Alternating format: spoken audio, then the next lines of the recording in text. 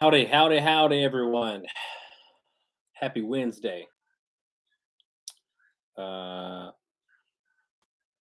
we are live. We are live. We are live. We are live. We're going to just wait on folks to chime in or come in, and we'll get started. I'll just tell you what we're talking about today. We're talking about redirecting, dogs who redirect. I've got a dog right now in my care who I would consider a chronic director, and that just means whenever their reaction to a stimulus satisfied, frustration out on their handler dog. So we're going to talk about the psychology behind it, and we're going to talk about how to solve it. We're going to go pretty deep into uh, how we how I've had success, because there's even dogs who. So this is a pretty normal statement that I get, or problem that I get from dog owners, and that is the collars that they're working with are making them more aggressive, and that looks like them redirecting. So we'll talk about that too. We'll talk about how to work through that, and I'll even add in some other dogs issues that run parallel to what I'm talking about. So the solutions that I have for redirecting are going to be similar to the solutions that I have for other dogs that I have in my kennel. So I'll just start with that. I'll just start with hope everyone can hear me all right. Let me know if you can. And at any time, if you have any questions, feel free to chime in or comments or anything to add. All right. So I have what I would consider a chronic redirecting dog.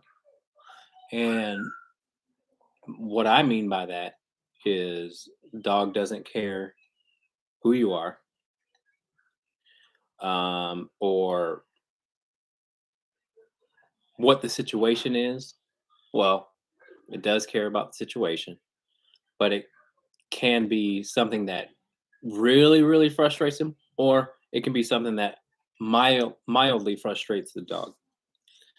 And again, the biggest reason why I use that word chronic is because this dog in particular bites the owners, which is a big deal. Like, there are dogs that I work with that don't bite the owners, but bite strangers. And then there are dogs who will bite the owner and strangers, and that is not the same type of dog. There's a difference. So, um, so the dog that I'm talking about is a herding dog, and you run into dogs who redirect in herding breeds. Why? Because herding breeds often want to have a high level of control drive. They want to control um, anything that seems to be fleeing away from them or coming towards them or making a loud noise or running away. Um, it's part of what makes them a good dog. So that also makes me think about something else I want to talk to you guys about, and that is knowing your breeds, knowing your breeds. There's a lot of dogs that could be helped out if owners and rescue people who do adoptions, they gotta start learning breeds, man. I mean, they're giving these people dogs. They're giving people these dogs, and These people don't have anything to. They have no idea what this dog is because they think everything's a freaking lab mix. And they say everything's a lab mix. And then the DNA tests are also full of crap. Like, full DNA tests are full of crap. I go by what the dog looks like, and then I go by what the dog acts like. That's what tells me what kind of dog you have. So we'll talk about that a little bit later, but we'll talk about redirecting first, right here, right now. If anybody right away has any questions about it, feel free to ask. Okay. So when it comes to redirecting, right? When it comes to a dog who decides it can't get what it wants, because in specifically this issue happens a lot on leash and at doors, at thresholds. Um, the dog gets so worked up and so frustrated that it acts like it wants to get to whatever it's frustrated over, and then it turns and bites the one thing that is sort of holding the dog back, right? So if we're walking on leash and a dog sees a car and it goes off, just starts going ham, and then it can't get to it because you're the one holding the leash, and I'm sure you're not. There's constant tension. The dog decides to turn around and bite because it's just so past that level of frustration where it just needs to release something. So it decides to lash out at the nearest victim, so to speak. So that is what I would consider to be redirecting. Um, it's a frustration thing. Bottom line, it's a outlet of built up frustration of being held back. Okay, so there are dog collars that will get the same reaction. There are dog collars out there that people come to me and they say, this collar's making him this way and this way and this way, and it's like it's the same sort of it's the same sort of thinking in the dog's mind. It's just agitating the dog. Okay, it's agitating the dog to the point where it can't take it anymore, and again, it's taking out its frustration on you, the owner. Okay, so we got that out the way. Dog wants to release some built-in frustration given the stimuli, and the dog decides to take it out on you. So how do we fix that? um I'll talk about human redirecting first, and then I'll talk about dog redirecting as well. All right. So, dog redirecting, when you're on a walk, let's just map it out for you. When you're on a walk and let's make it a car, let's make it whatever. There's a lot of dogs who are reactive to cars, motorcyclists, bicyclists, skaters, skateboarders, even just people and other dogs. Anything that really gets them going. Um, so so my biggest thing, and this again, this kind of encapsulates a lot of issues, but one in particular, redirecting, but also really how to get a dog to mm, not become collar smart. So there's a lot of dogs that become really aware of what you're doing and what you have on them. And there's something that you can use that is above all of that. It's above any collars, any situation, any stimuli, anything. And that thing is respect. Respect will keep that dog under threshold. Respect will keep that dog under threshold. And that is exactly how you get a dog not to flip that switch, to light the fuse that reaches the bomb. You guys, if you know me, you know I talk about that. Um, so it's all about keeping the dog under threshold, which means a certain level of energy to where they can actually use their brain. Because if a dog gets too overstimulated, there's little there's little that you can do to reach the dog. There's little that there's little there's just you can't reach them if you allow them to get to a certain level of frustration. So what I tell people is, you want to cut the fuse before it reaches the bomb. Shout out to Sean O'Shea because that's where I got that from. But basically, when a dog sees a certain stimuli, like I said, other dog, human, bicyclist, motorcyclist, doesn't matter. The fuse starts and then it'll go. And then once it reaches that bomb, now you have a dog that you really can't necessarily bring back. It's just like us.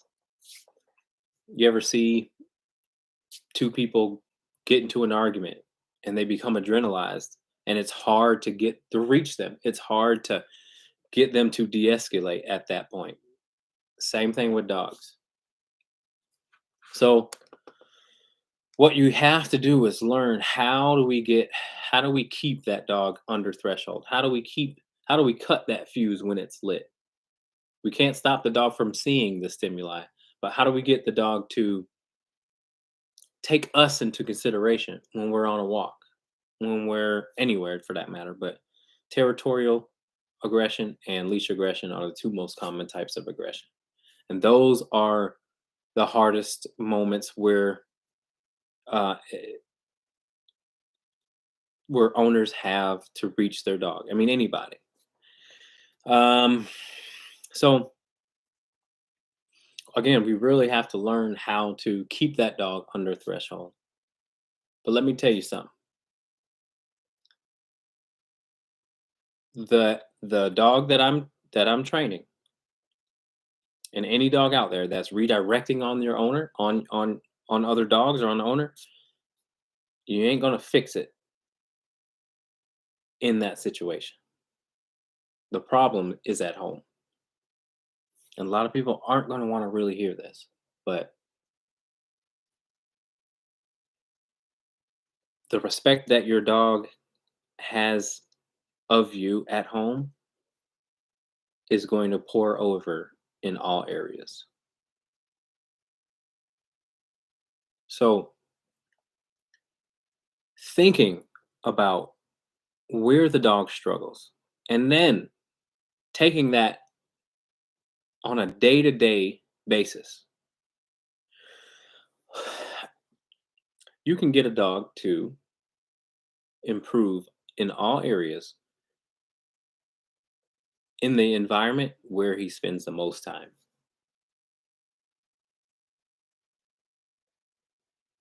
I'm going to say that again. You can get a dog to improve all areas, but you have to address the environment where the dog spends the most time, and that is at home. So,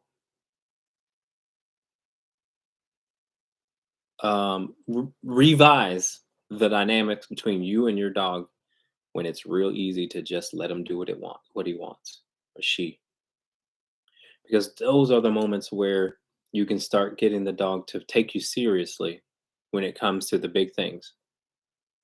Yes, you still need to work on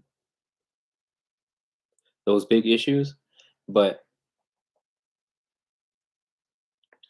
you can get the majority of what you need when it's just you two.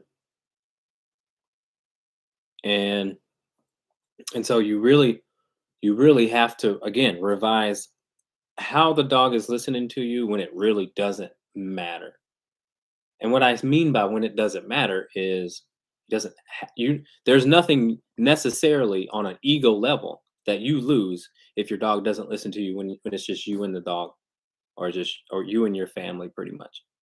You let the dog kind of, oh, okay, whatever. I'm too tired to address the issue. I'm not going to get up. I just got home from work. What the hell are you talking about?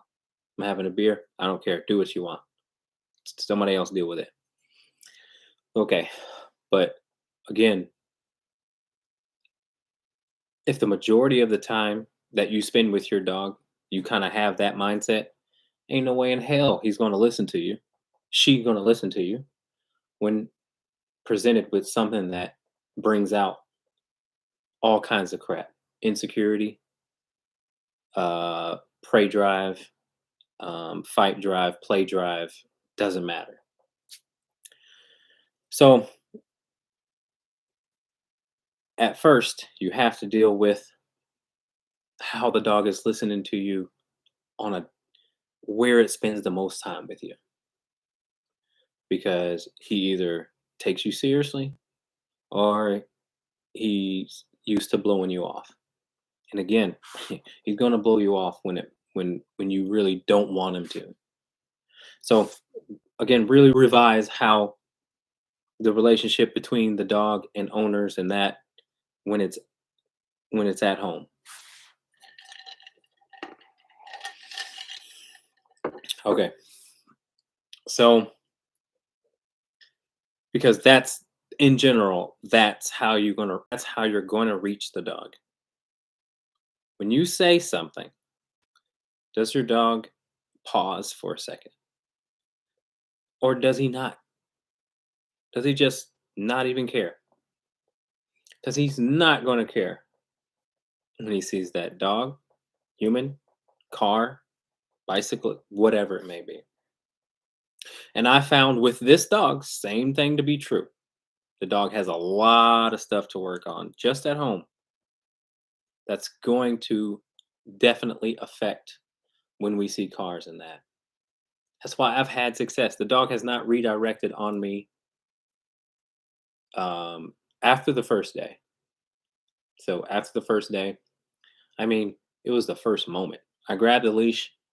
His parents left, so he was trying to go to with the parents where the parents were, and he right away, boom, got me 2 times. And I said, all right, so we're going to try this approach. I do a lot of that home dynamic stuff inside the crate. So what I did was bring him into my kennel and we went through some things. The dog is perfect in obedience though. The dog is almost a slave to his obedience. It's and what I mean by that is even though I'm a scary person, if I say sit, that dog sits. He thinks I'm a scary person. Um some dogs are like that. Those herding breeds, very intelligent dogs, they're slaves to their obedience, which is cool. But obedience and behavior modification are two different things. Not not completely, but you can have a dog who knows how to sit down, stay, knows how to do a lot of stuff, but doesn't know how to not do a lot of stuff. You know what I'm saying? Some dogs can do a whole bunch of obedience tricks, but don't know what no means. That's the thing that I enjoy. I don't necessarily like teaching rollover and all that crap. I mean, there are trainers that do that, and I 100% respect the hell out of them for it. That's just not my gig. That's why I never really got into competition, obedience, or anything like that. I briefly got into it, but very briefly, because it just didn't resonate with me. I don't necessarily like teaching my dog to do things. I really like teaching dogs how not to do things like biting, jumping, barking, separation anxiety, pulling on leash. That's my jam. So that's why there's a separation between behaviorists and dog trainers. Dog trainers and behaviorists sometimes can be separate and sometimes can be a little bit muddled. But um, anywho, back to, again, dogs who are slaves to their obedience or have been overtrained. There are dogs who are overtrained out there, y'all. Like the dog almost doesn't or can't think for itself because it's so used to being in command all the time, which also creates frustration. So that's a common thing amongst dogs who are redirecting dogs is they're just being stressed out by too many things. It's like the car comes by, stresses the dog out, and you're telling the dog, "No, stop," like whatever, and it's just like, or you're telling the dog to sit, and using your obedience that you've practiced on them over and over again. Well, that just creates a dog who just gets really frustrated and goes, "F all this! Like, I want to release what I got going on right here." Um, yeah, the internet's been freaking bad. I'm sorry, I apologize. Internet's been terrible around these parts, man. So I apologize if it's glitchy at all. Go to maybe Instagram's a little bit better, maybe a little better. All right, so again, dogs can be overtrained, in my opinion. You got to let the dog be a dog, um, on some level, or you got to give enough space to allow the dog to freaking just work through it on its own without so much. There's a lot of people who they just panic and they tell the dog to do something where they should actually let the dog just chill out, let the dog even go through a reaction and find out that what they're being crazy about, they don't even really need to be crazy about. Or just teach the dog no, not sit. There's a lot of people who come to me. Somebody's out there teaching this, but there's a lot of people that come to me and they told them that the trainer says whenever they see a dog sit, whenever they okay, so I just heard that Instagram is better. If you guys got Instagram, hit me up on Instagram. But they're teaching these people to anytime if a dog's reactive to another dog or a human or whatever it may be, to tell the dog to sit. And it's like, no, wrong. Don't. Don't give a dog too much to do. Just do what you intended to do, which is walk. And the dog should concentrate on the walk. And you, less on the stimuli. So I tell people obviously all the time, you can create space. If your dog needs space, your dog can't handle being close to another dog or a human or whatever, give space. But no, don't stop walking. Your mission is to walk. Like that's the goal. And when you start to pay attention to it, they notice they can pick that shit up real easily, real quickly. Oh God, why are we sitting? Oh Jesus Christ, here comes another dog. And it makes them more reactive. But if you just walk, they can't really make that association. So it's all about displaying. How can you display on one hand being indifferent or displaying indifference to the dog, which means we're walking, that's what we're doing. I don't care what goes on. That's the indifference part. On the other hand, obviously, you have to advocate for your dog. You have to be there for your dog. The moment that dog looks at another dog, looks, ears up, tails up, starts to pull a little bit. Don't wait until you get this close to the daggum stimuli that you're starting to correct the dog. Excuse me. Correct the dog the moment it shows any sign of alertness. The moment dog goes like this, needs you right there. It needs you. Cut that shit off right now. Just intervene, say something, do something. Okay, so I kind of went a little bit further away than I wanted to, but the redirecting part. Here's the key. The key to the redirecting part is obviously again building that building that respect when it comes to the environment where you spend the most time with the dog. You have to sort of think about what the dog does and treat that situation at home as if the dog is redirecting on you or getting ready to go crazy at another dog. Think about that same scenario. Let's see. Let's see. When you're at home with your dog, and let's say dog jumps on the counter, and you say, "Off, George, off." Dog doesn't do it. George, off. No, come. Dog goes, "Yeah, right. I'm gonna I'm gonna eat this bread on the counter. That's what I'm gonna do." What you gonna do? Nothing. So if you allow that stuff to happen, and not just counter surfing, there's just a whole bunch of stuff, but it's just using that as an example. You think that that dog will listen to you when it sees another dog? No, not happening. Not happening. Or you let the dog out, and it's been a good, I don't know, 5 minutes. You're ready to get the dog back inside. You're ready to go to bed. It's cold out there. You open up the door. George, come. George looks back. He goes, "Yeah, right." Continues to sniff, you know, pees on your flowers, digs up your yard a little bit just to rub it in. George, come. And then this time, not even a look. He just continues to sniff. No, no, buddy, I'm not coming. That dog right there is not going to listen to you when it sees another dog, when it sees whatever it's going on. It's just going to do what it feels and wants to do. Because didn't have to listen to you at home.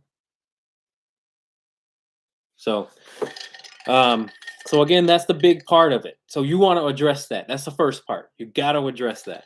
He's got to know that when you say something, he's got to at least think about it.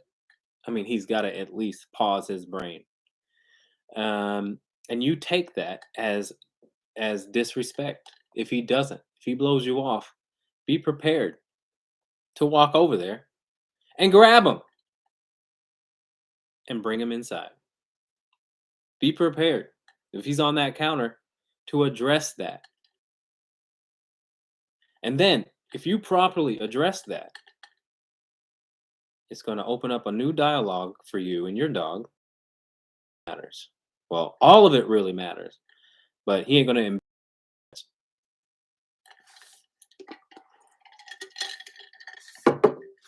So now we're on a walk. Okay. We've already established a stronger dialogue with our dog inside the home. He actually responds when you tell him certain things. No, come, off, quiet, go lay down. Those things are crucial because those are heavy behaviors. And it's really easy for a dog to just go, "I'm not doing it." As a matter of fact, I'm not doing those things. But if I want something, I'm going to be pushy for it, i.e., your attention. Matter of fact, I'm going to jump on you because you really don't. I mean, you're turning around, you're showing me your butt. That don't do anything. You're telling me off. You're petting me if my butt hits the ground for a half second. I'm just going to jump right back up on you. Doesn't matter. I can disrespect you. You're a pushover. So addressing those things is going to make you ahead of the game because it's not about one area, it's about all the areas in a dog who's actually sane. So if you can address that, you can get a dog to really respect that he can't jump on you. He's got to come when called. He can't bark his freaking head off, and he can't get attention when he wants it. That's going to be tough for a lot of y'all. Um, then you can now you can now implement what I'm about to tell you is what I've had very much success with in regards to redirecting dogs and dogs who are collar smart. I'm about to tell you it, but you have had to have addressed a little bit, not a little bit, maybe a lot of bit of what I just spoke about inside the house. Now you got that because you can't have that and have what I'm about to tell you. Very important. Okay. So when you're walking your dog now, what you need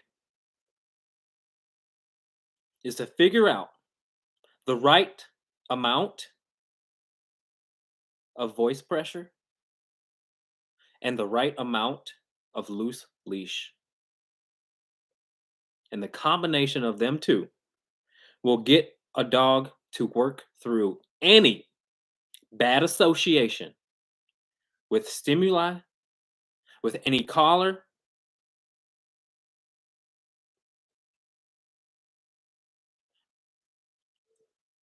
Again, there are tons of dogs that when you put that e-collar on, they're different. There are a lot of dogs, not a lot. There are a few dogs that when you put that prong collar on, they amp up even more. They quote unquote get more aggressive. So you need to back away from the tool usage and use your voice. Now, again, when you use your voice, because you've done some of the heavy lifting at home, your voice is actually going to be taken into account. If you have not, they're not going to give a crap about what you say. So, what I'm doing with this dog that I have, I'm actually allowing this dog to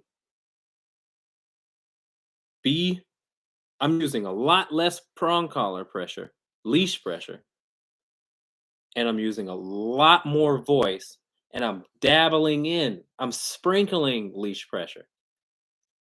And you have to do it, you have to you have to continue to read the dog and how it responds to every single moment of advocacy coming from you. So, um, especially when those cars come out. So what I'm doing is I'm telling this dog back, and he doesn't even know it, but it doesn't have to know it. It just has to hear something from you because it'll know it really quickly. Dogs will pick up on that shit really quickly. Back.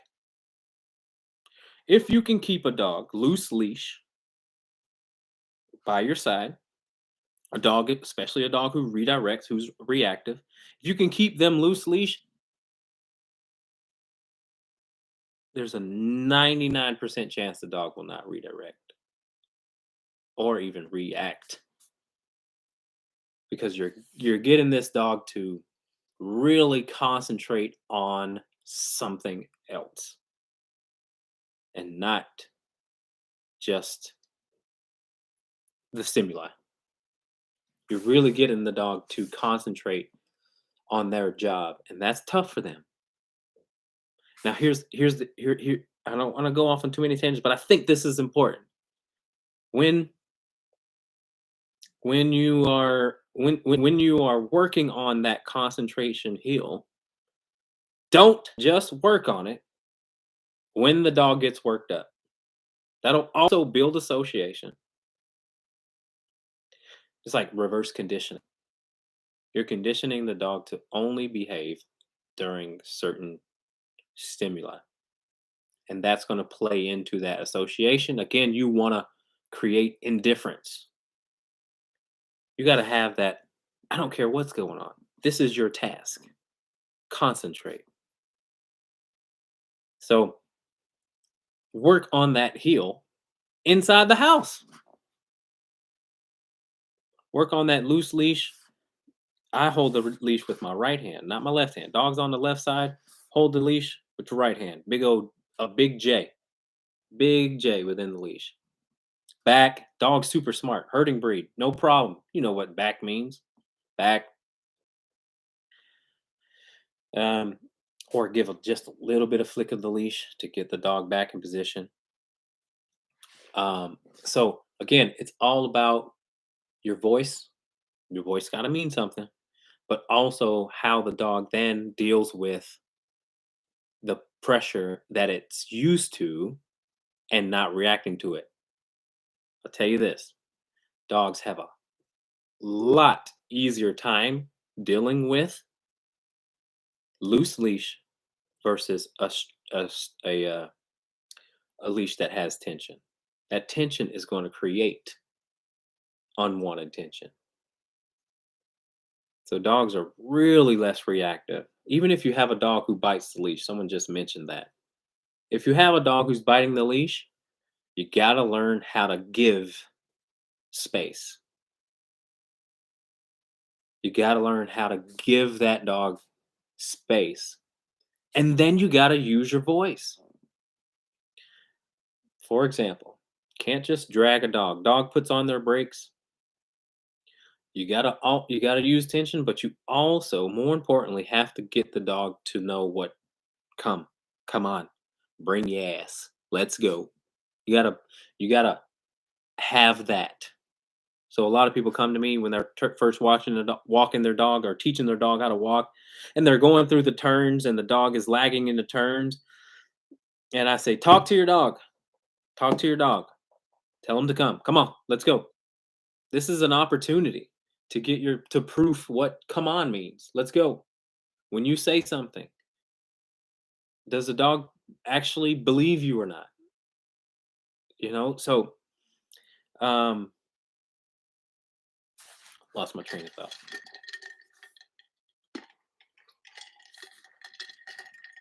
So it's about the voice. Your voice can supersede all tools and techniques within those tools, your voice. But you have got to establish a strong dialogue with the dog separate from that situation, because dog doesn't know you otherwise. Kind of. So um that's the key, guys. I mean, I work with a lot of dogs who are not properly trained or conditioned to the e-collar, and I have to work through that. They I want dogs to leave my kennel and care with being indifferent to what the e-collar is, because it's clear to them. It's clear to them what you must do and what you can't do. No, there's not there's dogs. This is an example. There are dogs who have their um, fence e-collar on. They ain't nervous. They just know exactly what not to do. They can just be totally fine with that collar on. But the boundary is clear. Don't go over here, otherwise you'll get this. So that's even without our voice. That's just them respecting a rule which everyone lives by anyway.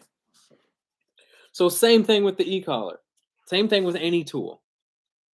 If the rules are clear, dogs can be cool and calm and collected no matter how much crap they have on. Doesn't matter. You got this because you did not listen to me, right? I mean, that's what we're really trying to display. And And it's okay that a dog becomes confused for a while, but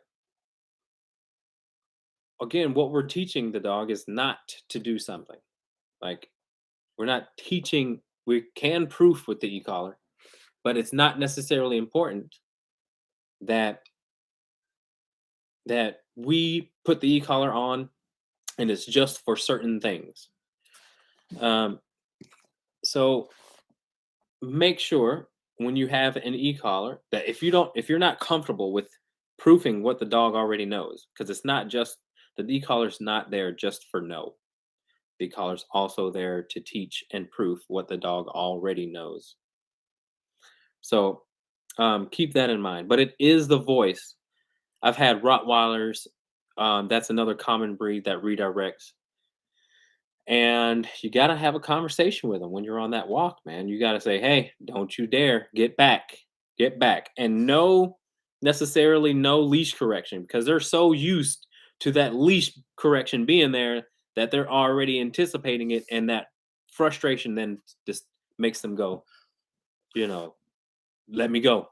Don't hold me back. You know what I'm saying? So, all right. That's enough for that for now. I'm going to answer some questions. If you guys have any questions, feel free to ask anything that we talked about. Okay. I'm going to go through some couple of questions here. All right. Wild Child Brandy could just use a refresher. What can I work on at home? Thank you. I just need a refresher in the correct way to redirect her. So go through the list, Chris. Again, if you allow your dog to jump, bark, obviously bite. That's obvious. Don't let that happen. Don't let your dog jump. Don't let your dog bite. Don't let your dog not listen to you when you tell him to come. And do not let your dog rush out of doors. Don't let your dog demand attention. Um, and don't let your dog pull on leash. If you can get those things are the things to work on.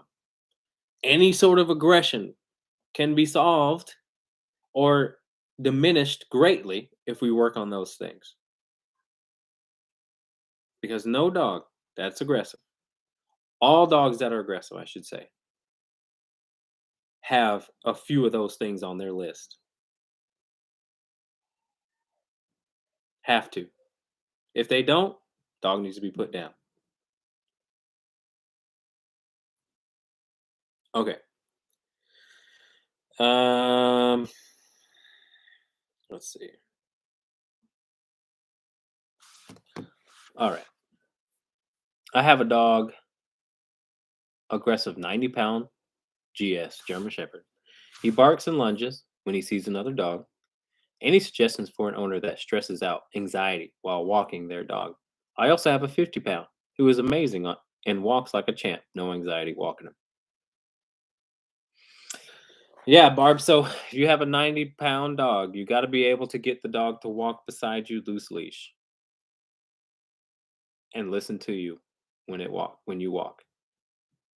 Brandy, behave. Go lay down on your bed. Yeah. So again, the key is to get the dog to walk on loose leash. Luther was a definitely prime direct. Oh, damn, that reminds me. Yeah. So I did train a big old cane corso, super intimidating dog that would redirect. Come on. This dog is like 180 something pounds. Dog would redirect, but again, it came from a deep-seated insecurity, man. And he's also a huge baby. And that's what you find in common with dogs who decide to it's also guys, it's also in their mind it's okay to do. And again, how you create that it's okay to is how the dog is treated, how you are treating the dog inside your home. Dog's gonna there's like two different things a dog can build on. The things that say, I can do this, I can do this, I can do this, I can do this, it's okay to do this, it's okay to do this. Or I can't really do this. He said this is no. He said this is not good. He said this is not good. Oh, this is cool. Okay. Well, this is not good. Okay, this is cool. Cool. I can do this. Okay. As long as I do this, I can do this. This dog right here is not going to redirect on you. This dog right here does whatever it wants to do. It's a dangerous dog. It's unpredictable. You know what I'm saying? So again, we really got to be tougher on them when it's really easy not to be tough on them. And I don't mean tough by physically tough. I just mean consistent. If you say something to your dog, you want him to do it, then follow through with it. Don't make a bunch of open promises. So the dog says, "Oh, sometimes he makes me, sometimes he doesn't." We'll see if this is one of those times because they're in it for the. They want what they want. They they don't necessarily need what they want. What they need, you have to show them.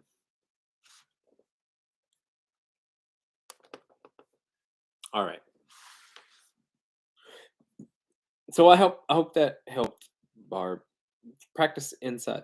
Excuse me. Practice that Practice that loose leash down your hallway. So you can get that. You can build that dialogue inside the house. And again, check his behavior inside the house. Does he listen to you well inside the house?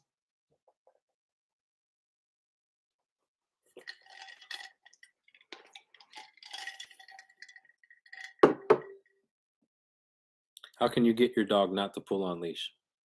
You got to learn how to.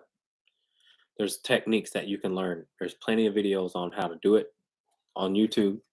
Um, I have one, a how-to video. Just look up Majors Academy Dog Training on YouTube. It'll explain it there. Okay. Barking at delivery drivers is my biggest challenge. She knows her place and stays there 90% of the time. She still goes crazy when trucks pull in the driveway. What kind of dog do you have? Wait, it's in your profile picture, isn't it? Gretchen. What kind of dog is that? Is it a mix? Let me see if I missed any questions.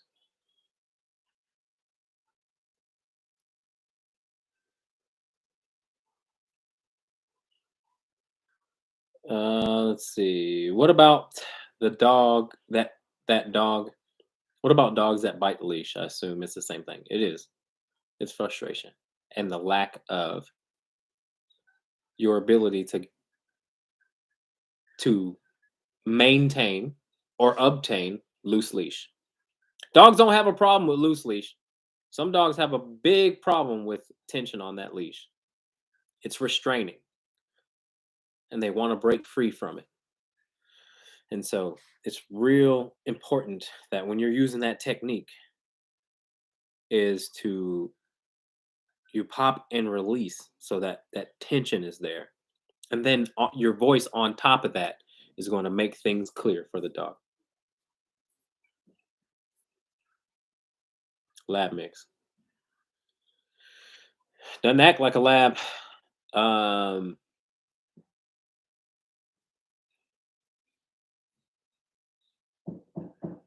I'd recommend an e-collar for any dog. Doesn't matter the breed. Uh, okay. So your dog knows her place and stays there 90% of the time.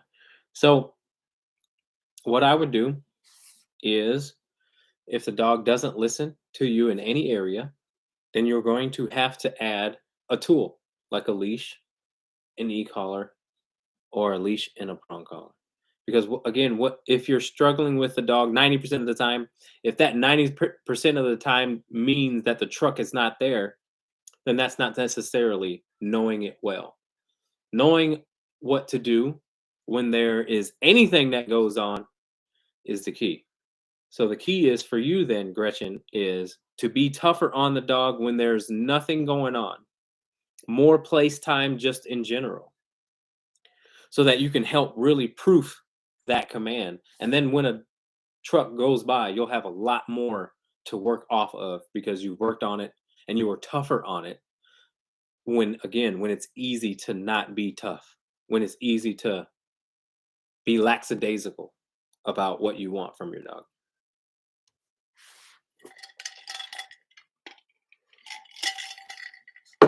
All right, we got a question on it. How can you get your dog to not pull on leash? Okay, I answered that. Anybody else have any questions? Feel free to chime in. Will do. He listens very well inside the house. He has had 4 to 6 weeks obedience sessions since we adopted last May.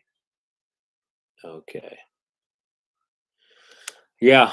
And when he sees another dog, listen again, it's more so really being proactive with their thought process. As soon as those daggum ear goes up, as soon as he starts huffing and puffing, there's a lot of dogs who start going,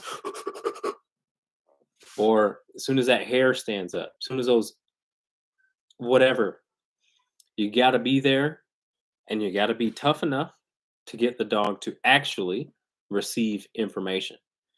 Because you can give a dog a correction and the dog doesn't even budge. That just means you have to be a little bit more tough on your dog to just get the dog to consider you as opposed to itself. And that goes with territorial stuff too. If that dog is territorial, it's the same thing. We got to get the dog to can take you into consideration versus itself. When that door, someone knocks on that door, oh, it's going ham time. Bark, bark, bark, bark, bark, bark, bark, bark, bark, and ain't nothing you can do about it.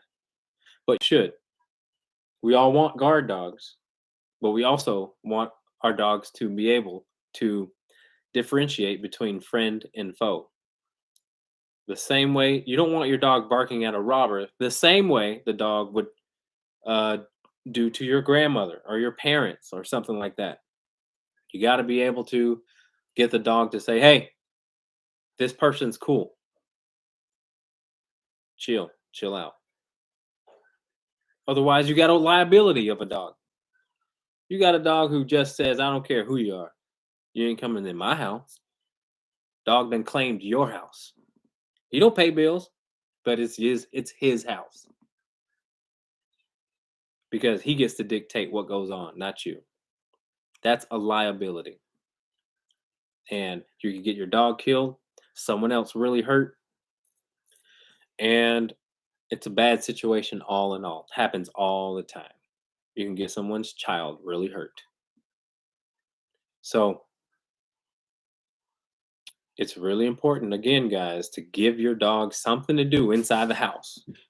Give him something to do. Just don't let him do everything he wants to do, because that opens the door for all that aggression or just all that inconvenience. There's dogs who aren't aggressive, but just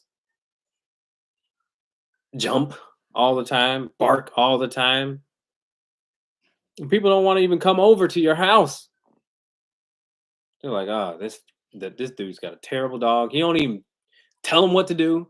Just dog come right up to you, put his nose in your crotch, jumps all over you.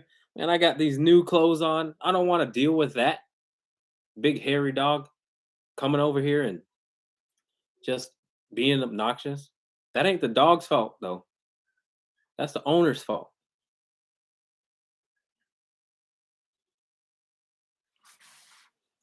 German Shepherd will not walk without pulling.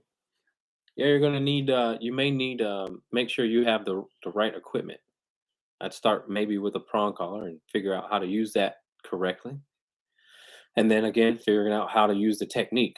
And once you learn the technique, it's up to you to make sure you're using it consistent, so the dog knows from you what it can't do on walks. So watch my videos on YouTube. It'll help you out. It'll provide you with what you need and how to use what you need. All right. Okay. What's the difference between the gentle lead collar over the muzzle compared to a prong collar? I think the gentle lead provides um, a physical way of getting the dog not to pull. I think it comes from horses. Like I think the psychology behind it comes from horses. The gentle leader says, "You cannot pull because when you pull, your nose will be facing me."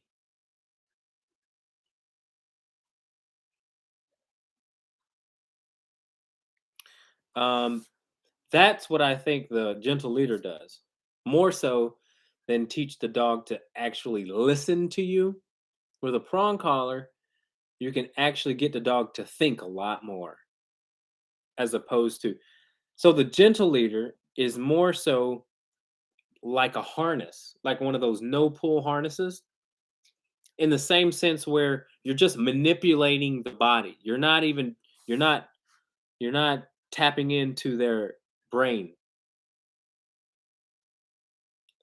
The gentle leader again says, if you pull, your head's going to be turned this way. And it just doesn't get that thinking dog. That dog that goes, I don't, although there are dogs who are super resistant to the gentle leader.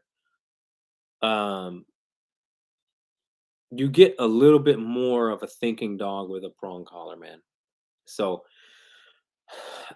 although gentle leaders are good, I don't really work with them much.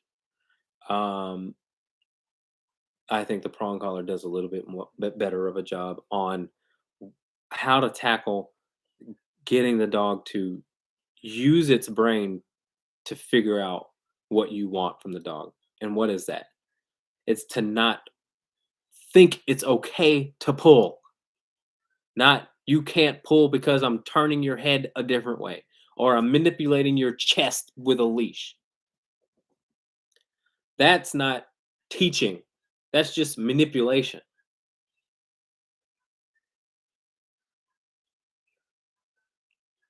Gretchen, feel free to call me. I'll tell you how tough you are. Because there's levels. Does that make sense, Christopher?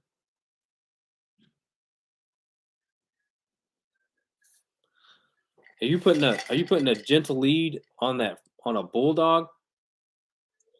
How the hell? All right, guys. Any last questions about that? What we talked about? I don't want to guess. I guess I don't want to keep it too long. But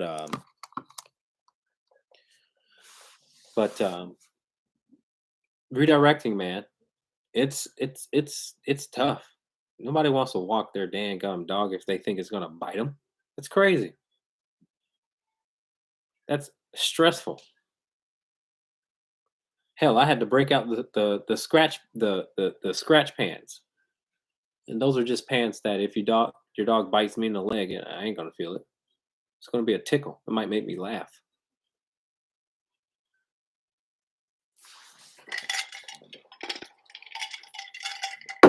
All right, I taught my dog to spin, and now I'm trying to teach him place.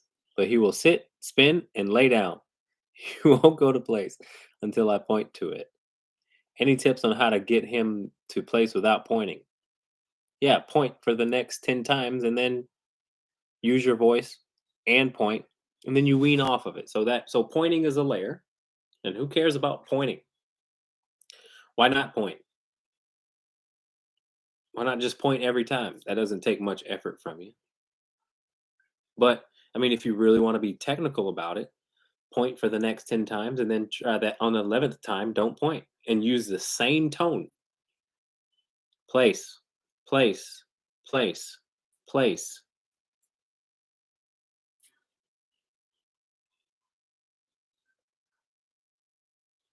You know what I mean? What's the point of not pointing? If it goes to the place when you point, why not just point? it does help. It's like a layer. So um yeah, anybody on Instagram too, y'all. That I mean, I've been wanting to do this, boy. I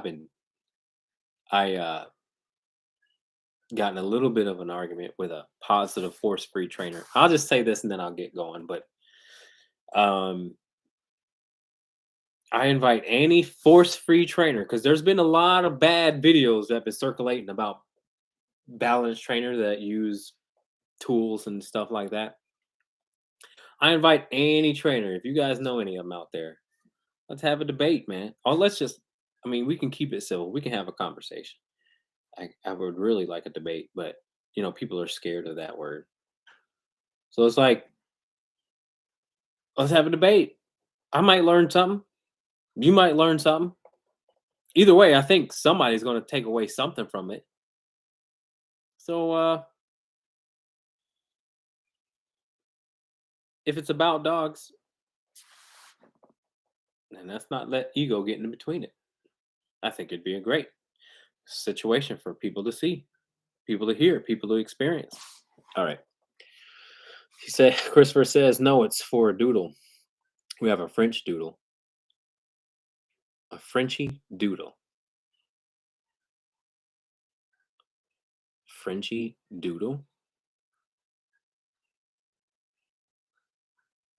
What's that look like? I don't think I've heard of that one yet. Anybody else out there heard of a Frenchy doodle? And a Doberman. I use a prong, but my girlfriend feels bad using it. Luther passed away. Oh, got you. I got you. Luther passed away. Hey, damn. I'm sorry. Damn. My condolences, man. Damn. Mm. That dog was so freaking handsome, man. One of the most handsome dogs I've ever met. All black, like a freaking panther. All black. A Frenchie and a doodle. Gotcha. Gotcha. All right. Um, our pity will heal next to me, but still hyper focuses when we see other dogs. Stares at the dog, tense neck, etc. Thoughts. Does your dog heal with loose leash next to you when it sees other dogs? And I mean loose leash. What I mean by that is whatever side you have your dog on, you're holding the leash with the opposite arm. So if he's on your right, you can hold the leash with your left and have a J. Can your dog do that? Because chances are it cannot. Because if it can, then you can do one of two things. You can just ignore your dog's reaction, or you can use your voice. Because if your dog is actually healing, then it's doing something for you that is awesome, despite what it wants to do. So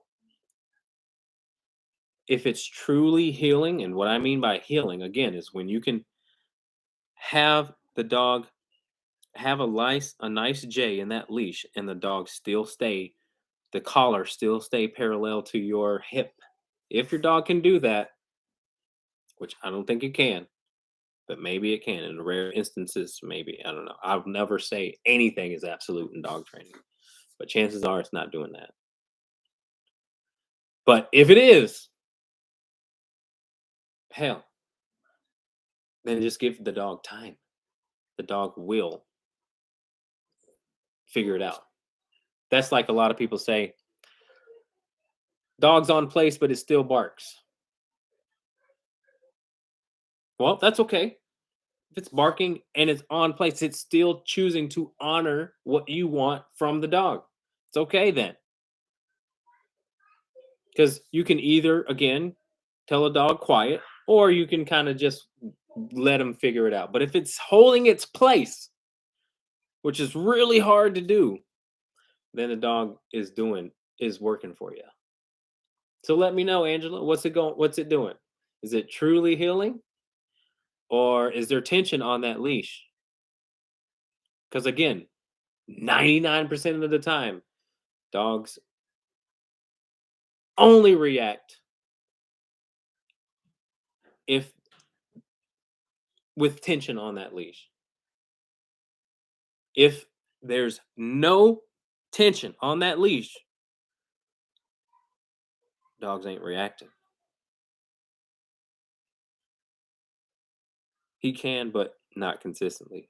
He has to get reminded when he sees other dog, probably not that loose. So be tougher on that dog when there's no dogs. That's the key.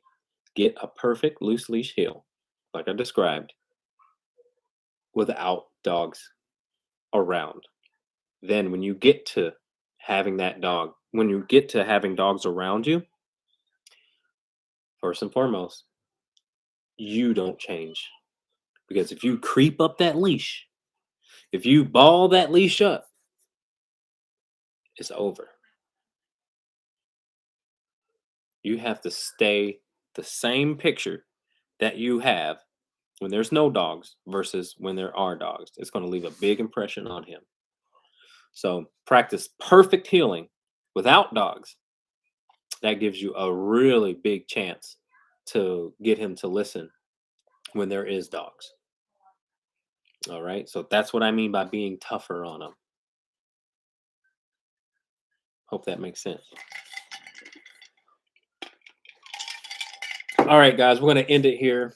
I really appreciate your comments, likes, whatever. If you guys please feel free to like, comment, subscribe, give me hearts. I don't know what that is, but everyone else says it, so whatever. This was fun. I hope I helped out people. If you gathered something from it and you think someone would benefit from it, please feel free to share. All right. You guys take care and we'll see you in the next one. Bye bye.